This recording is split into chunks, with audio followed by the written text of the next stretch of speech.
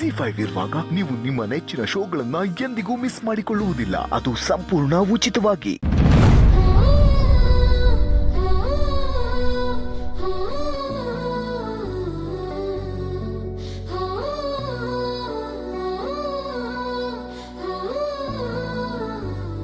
ಇದೇನ ವಸನ ಒಂದು ವಾರಕ್ಕಾಗೋದ್ನ ಒಂದೇ ದಿನಕ್ಕೆ ತಂದಿದೀಯಾ? ಅಜಯ್, ಇದು ಒಂದ್ ವಾರಕ್ಕಾಗೋಷ್ಟಲ್ಲ, ಒಂದ್ ದಿನಕ್ಕಾಗೋಷ್ಟು. ಒಂದ್ ದಿನಕ್ಕೆ ಇಷ್ಟೊಂದು ಐಟಮ್ಸಾ? ಏನ ವಸನ ಇದೆಲ್ಲ?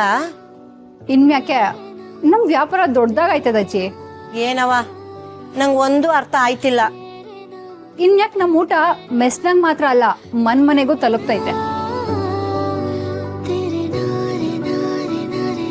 ಅಜಯ್, ಚೋಟು, ಇವತ್ತಿಂದ ಹೋಮ್ ಡೆಲಿವರಿ ಕೊಡ್ತೀವಿ. ಏನು ಹೋಮ್ ಡೆಲಿವರಿ ಮಾಡ್ತೀವಾ? ಹೂ ಕಣ್ಲ, ಇನ್ಯಾಕೆ ಕೆಲ್ಸನೂ ಜಾಸ್ತಿ, ವ್ಯಾಪಾರನೂ ಜಾಸ್ತಿ. 2-3 ಆಫೀಸ್ ಆರ್ಡರ್ ಸಿಕ್ಕೈತೆ. ಇನ್ಮ್ಯಾಕೆ ಫೋನಿಂದಾನೆ ನಮ್ಮ ಮೆಸ್ ಊಟನ ಆರ್ಡರ್ ಮಾಡ್ಬೋದು.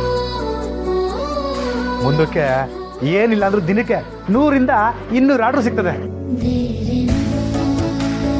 ಅಷ್ಟೇ ಅಲ್ಲ ಅಜ್ಜಿ, ರಾತ್ರಿ ಹೊತ್ತು ನಮ್ಮ ಮೆಸ್ನ ಇನ್ನೂ ಹೆಚ್ಚಿಗೆ ಹೊತ್ತು ತೆಗಿಬೇಕು. ಕೆಲಸ ಮುಗಿಸ್ಕೊಂಬರೋರು, ಆಟೋ ಓಡಿಸೋರು, ಸಿಟಿಗೆ ಹೋಗಿ ಬರೋರು ಎಲ್ರಿಗೂ ನಮ್ಮ ಮೆಸ್ನಾಗೆ ಊಟ ಸಿಗಬೇಕು. ಆಟ ಎಲ್ಲ ಮಾಡಕ್ಕಾಯ್ತದೇನವ? ಮಾಡೋಕ್ಕಾಯ್ತದೆ ಅಂತ ಕೇಳ್ತಾ ಇದ್ದೀರಾ? ಮಾಡಲೇಬೇಕು ಅಜ್ಜಿ. ನಂಬಿಕೆನೇ ನಮ್ಮ ಬಂಡವಾಳ, ಛಲನೇ ನಮ್ಮ ವ್ಯಾಪಾರ. ಮನ್ಸಿದ್ರೆ ಮನುಷ್ಯ ಆ ಬೆಟ್ಟನೇ ಕೀಳ್ತಾನಂತೆ, ಇನ್ನು ನಮ್ಮ ಕೈನಾಗೆ ವ್ಯಾಪಾರ ಮಾಡೋಕ್ಕಾಗಿಲ್ವೇ? ಅಜಯ್, ಅಷ್ಟೇ ಅಲ್ಲ, ಆ ದೊಡ್ಡ ಹೋಟ್ಲು ಓನರ್ ತವ ನಮ್ಮ ಸಹನ ಸವಾಲ್ ಹಾಕ್ಬಿಟ್ಟು ಬಂದವಳೆ. ಸವಾಲ್ ಹಾಕಿದ್ರೆ ನಮ್ಮ ಸಹನ ಗೆದ್ದೆ ಗೆಲ್ತಾಳೆ ಅಂತ ನಿನಗೆ ಗೊತ್ತಲ್ವೇ?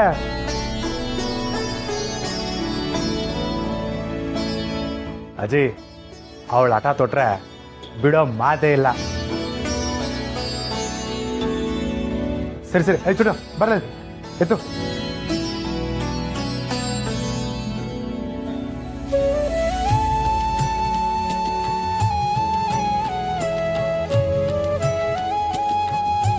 ಕೆಂಪಣ್ಣ, ರಾಜಣ್ಣ, ಕೇಳಿಸ್ಕೊಳ್ಳಿ, ಇನ್ಯಾಕೆ ನಮ್ಮ ಮೆಸ್ನಾಗಿರೋ ಊಟ ನಿಮ್ಮ ಮನೆಗೂ ತಲುಪ್ತೈತೆ. ಯಾರು ಏನ್ ಬೇಕೋ ಮನೆಯಿಂದನೇ ಕುತ್ಕೊಂಡು ಆರ್ಡರ್ ಮಾಡ್ಬೋದು. ಅಣ್ಣಂದಿರ, ಅಷ್ಟೇ ಅಲ್ಲ, ರಾತ್ರಿ 11 ಗಂಟೆವರೆಗೂ ನಮ್ಮ ಮೆಸ್ ಓಪನ್ ಇರ್ತದೆ. ನೀವೆಲ್ಲ ಬಂದು ಹೊಟ್ಟೆ ತುಂಬ ತಿನ್ಕೊಂಡು ಮನೆಗೂ ಪಾರ್ಸಲ್ ತಗೊಂಡು ಹೋಗ್ಬೋದು. ಈ ವಿಷಯನ ನಿಮಗೆ ಗೊತ್ತಿರೋರು ಎಲ್ರಿಗೂ ತಿಳಿಸ್ಬಿಡಿ. ಕೆಂಪಣ್ಣ, ಎಲ್ರಿಗೂ ಹೇಳ್ಬೇಕು.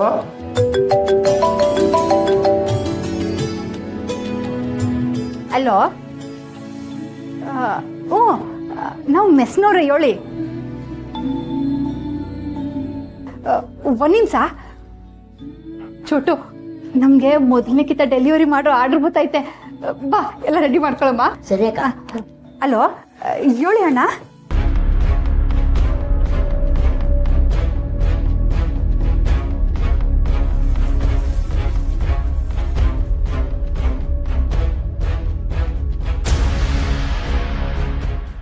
ಹಲೋ ಸರ್, ನೀವು ಹೇಳ್ದಂಗೆ ಮೆಸ್ ಹತ್ರ ಬಂದಿದ್ದೀನಿ. ನಾವು ಅಂದ್ಕೊಂಡಂಗೆ ಅವ್ರ ಮೆಸ್ನ ಇಂಪ್ರೂವ್ ಮಾಡೋ ಪ್ಲ್ಯಾನ್ ಮಾಡ್ತಾ ಇದ್ದಾರೆ ಸರ್.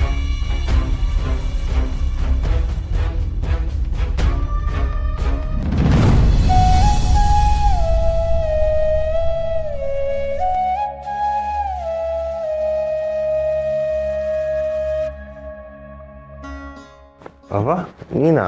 ಅಯ್ಯಯ್ಯ, ಯಾ ಮಗ ಮಲ್ಕ, ನಾನೇ. ಯಾವಾಗ ಬಂದವ? ಏಟಾಯ್ತು?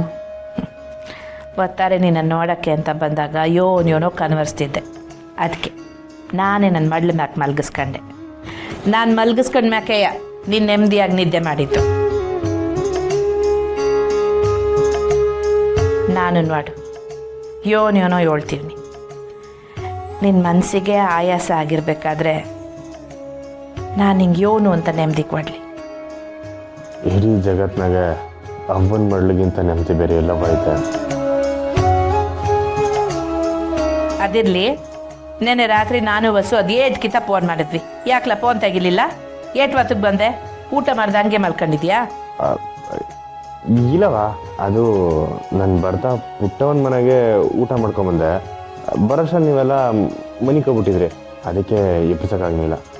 ವಾಲಿ ಬಿಡು, ಎಲ್ಲ ಒಂದು ಕಡೆ ತಿಂದಿದೆಯಲ್ಲ ಆಟ ಸಾಕು.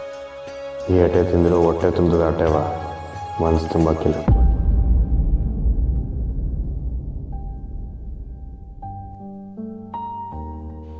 ನಂಗೆ ಗೊತ್ತು ಕಣ್ಮಗ, ಮನ್ಸಂಗೆ ಜೀವನದಾಗೆ ನೆಮ್ಮದಿ ಸ್ಯಾನೆ ಮುಖ್ಯ.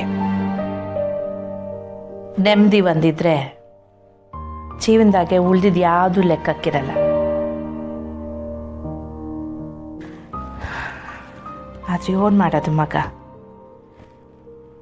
ನಿನ್ನ ಜೀವನದ ಅರ್ಧ ನೆಮ್ಮದಿನೇ ಕಳೆದೋಗೈತೆ.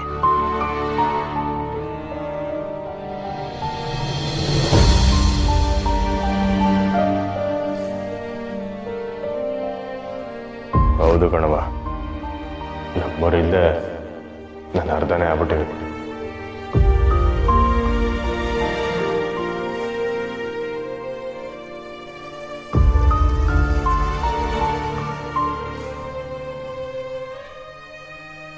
ಬಂಗಾರ, ಬಂಗಾರ,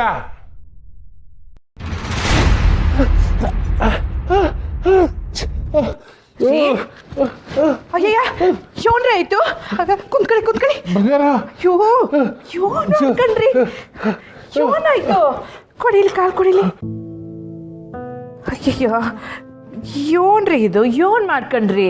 ಕಾಲು ಸಾಲೆ ನೋಯ್ತಿದೆ ಬಂಗಾರ, ನೋವು ತಡೆಯಕ್ಕಾಯ್ತಿಲ್ಲ. ಎಲ್ಲಾಗದೆ? ಯಾವ ಸಿನ್ ಮಾಡ್ಕೊಂಡು ಓಡಾಡೋದಲ್ವೇ ನೀವು, ಯಾಕೆ ಹಿಂಗ್ ಮಾಡ್ಕೊಂಡ್ರಿ? ಹೀಗ್ ನೋಡಿ, ಒಳಗಡೆ ಯೋನ್ ಆಗೈತೋ ಯೋನೋ. ನನಗೆ ಏನು ಆಗಕ್ಕಿಲ್ಲ ಬಂಗಾರ, ಹೊಸ ಸಮಾಧಾನ ಮಾಡ್ಕ. ಇಲ್ಲ ರೀ, ನಿಮ್ಗಿದೆಲ್ಲ ಗೊತ್ತಾಗಕ್ಕಿಲ್ಲ. ಇನ್ನು ಈಗ ತಾನೇ ಚೇತರಿಸ್ಕೊಳ್ತಾ ಇದ್ದೀರಿ, ಮತ್ತೆ ನಿಮ್ಗೆ ಯೋನಾರ ಆದ್ರೆ ಅದನ್ನ ತಡ್ಕೊಳ್ಳೋ ಶಕ್ತಿ ನನ್ಗಿಲ್ಲ. ಹೊಸಿ ಕಾಲು ಉಳ್ಕಿದೆ ಆಟೆಯ. ಆಟಯ ಅಂತ ಅದು ಯೋಟ್ ಸುಲಭವಾಗಿ ಹೇಳ್ತಿದ್ದೀರಿ ನೀವು. ಬಸಿ ಇರಿ. ಸ್ನೇಹ, ನಿಮ್ಮ ಮಾವನ ಕಾಲಿಗೆ ಮಾಲಿಸ್ ಮಾಡೋ ಎಣ್ಣೆ ತಕೊಂಬಾವಾ. ಬಂಗಾರ, ಸ್ನೇಹ ಎಲ್ಲವಳೆ?